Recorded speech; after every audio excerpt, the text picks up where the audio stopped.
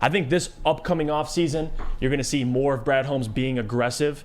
But until then, I think it's hard to judge him over just 2 drafts because the Lions aren't really in a position to go out and do a ton. I don't think it's difficult to judge him after 2 drafts. I mean, he's done a damn good job. To say he's one of the best general managers in the league or something like that. You just can't say that yet.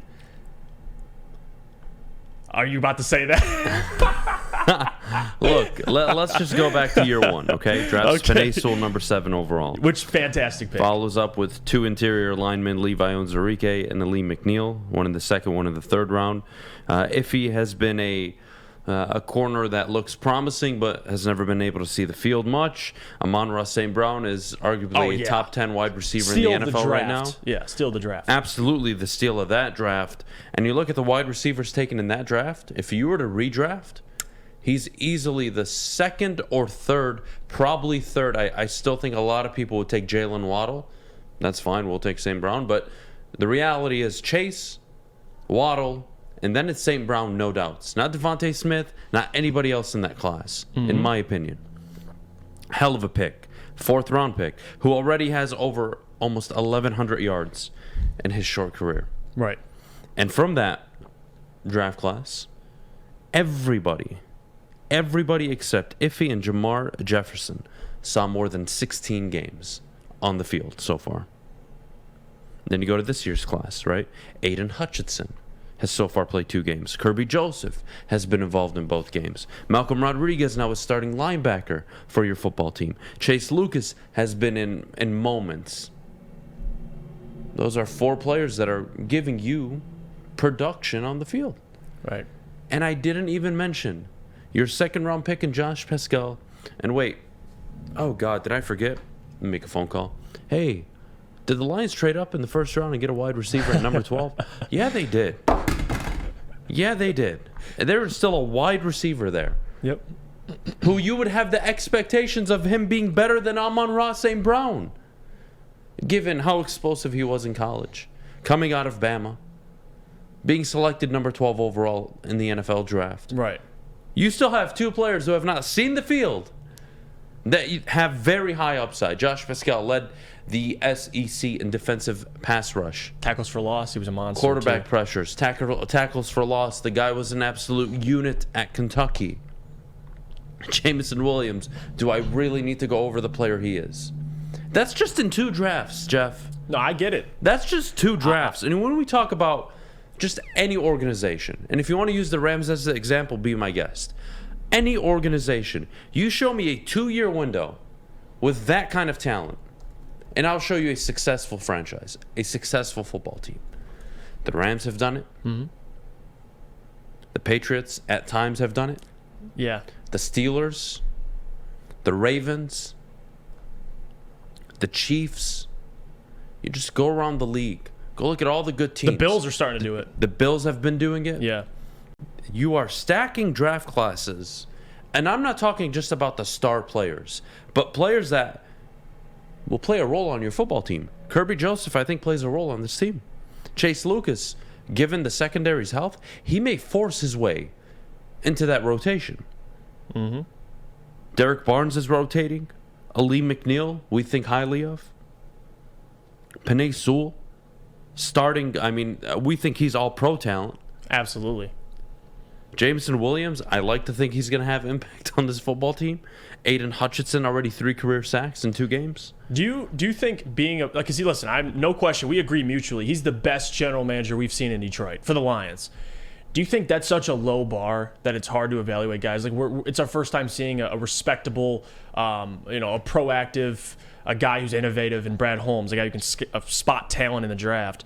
But since the bar's so low, do you think that has anything to do with it as well? We've never seen a guy like Brad Holmes. I don't believe so. Because he's exceptional. It doesn't take it away from what Brad's doing. But to put him on this big pedestal. Give me one of the teams right now in the NFL you admire their talent Chargers. on both on the offensive and defensive side of the ball. You said the Chargers? Chargers have been doing a good job drafting as well. All right. That would probably be my example. Okay, you ready? Let's do it. I just went over the Lions' last 2 years of draft picks. Let's go over the last, let's say, 3 picks or 3 years. Mm-hmm. Is that fair? Is that a good sample size? All right. I don't know why it's taking forever to show up. Here it is. All right. This past season, Zion Johnson, guard out of Boston College. JT Woods, early for them. Really, this year's class, I'm going to kind of ignore because we're not in the day-to-day like we are with the Detroit Lions on the Chargers. But let's go to the last 2 years, 2021 and 2020. In 2021, they draft Rashawn Slater. Pretty damn good if you ask me. Yeah, excellent. Asante Samuel, pretty damn good corner if you ask me in the second round. Josh Palmer has been a capable wide receiver. Trey McKitty, capable tight end, has seen action. Not the most explosive player, but he's on the field for you. That's all that matters. Nick Neiman has seen all 19 games that he's been part of for the Los Angeles Chargers. You go back the year prior, it's really just the first-round pick. That's all you needed to hit on, and they hit on him, Justin Herbert. Right. But even then, you want to go back 2019. They followed up with Jerry Tillery, Drew Tranquil, their starting linebacker. That is production. Those are good players. Mm-hmm. Even the year prior, Derwin James, Justin Jackson, running back in the 7th round, Justin Jones, defensive tackle. Yeah, Tom Telesco's he's a really good general manager. But if I project 4 years out of Brad Holmes, he's a great general manager. Don't you think this is the trend you're going to see? Absolutely. No, I'm with you. I'm not arguing your point. So you stack draft classes. It is inevitable. It would take abysmal coaching decisions, coaching hires, individual mistakes to set back that football team. Yeah. We saw the Chargers miss the playoffs last year. Why? Questionable decisions from their coach, Brandon Staley. Even if I like him, questionable decisions. And that was Telesco's hire, too. He brought in Brad. Right, and I look at the Lions now. They have stacked back-to-back draft classes where I can pick out 6 names. To be honest, without being biased, 7 that will start on this football team for the next 3 to 5 years. Aiden Hutchinson, Jamison Williams, Josh Pascal, Malcolm Rodriguez, Amon-Ra St. Brown, Aleem McNeil, Penei Sewell. And I'm not even including possibly James Mitchell getting action over the next few years, recovering from his injury. Chase Lucas, who we've seen really fight for his rotation spots with his team. Derek Barnes is still a rotating linebacker on this football team. Levi O, injury concerns, can't really help much there. Iffy, the same way. 2 draft classes. And by the way, in 2023, he has 2 more first-round picks. We can talk about Dan Campbell, Jared Goff, all we want. The guy's going to stack a 3rd draft class, and you're going to walk away and say, God, how'd he do it again? Jeff, we did the show last year before the draft. What was the conversation? And I think you brought up this exact point for the Chargers. It's like, show me, like, stack like the Chargers have been stacking for years. Yeah. The Lions are doing it. They're doing it. It's not they might do it, they could do it, everything's going to change. Oh my God. Before Brad, it was nothing. Skeptical. With Brad Holmes in his 2 draft classes has drafted more starters that are actually putting out like legitimate production on the field than I would say any GM in that short amount of time. Let's go back to what's his face? God, I'm forgetting his name. Bob Quinn's first draft. What was it, 2016? Yeah, and he found some guys like Amani Warrior late. Yeah, that was later on in his tenure. Kenny Galladay. But let's go through his first 2 draft classes. Okay, let's do it. Taylor Decker in the first round. I would say, well done. Well done. Hit his first round pick. Ashawn Robinson. Didn't work out in Detroit. Yeah, it didn't work out in Detroit.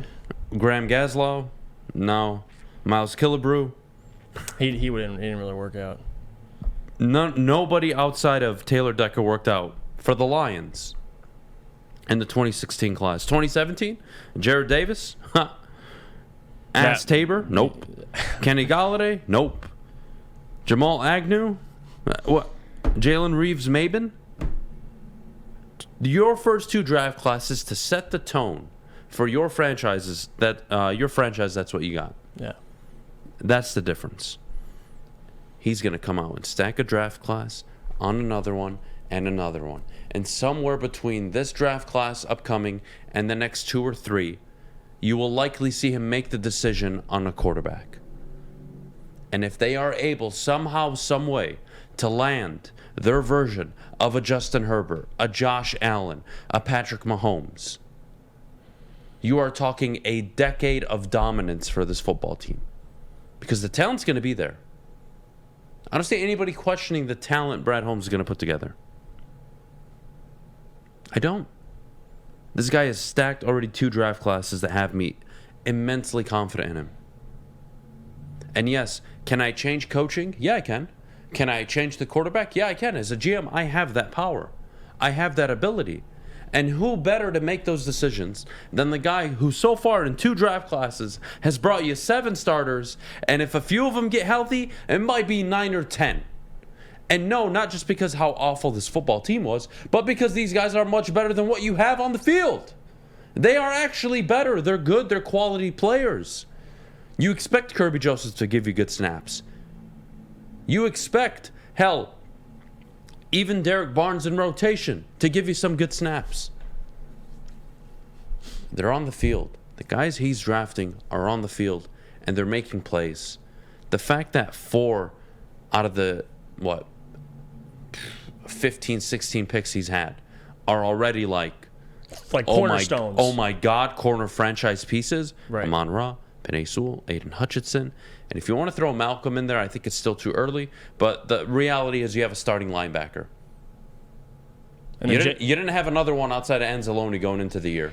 He got you one in the 6th round. That's at least something. And there could be more. You just have to see more guys play.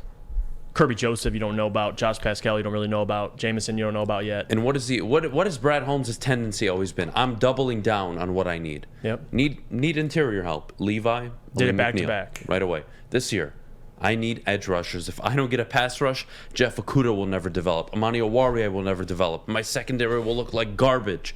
I need a pass rush. Aiden Hutchinson, Josh Pascal, first 2 rounds. Bang. You know why I need to take the top off of a defense? I like that Jameson Williams kid.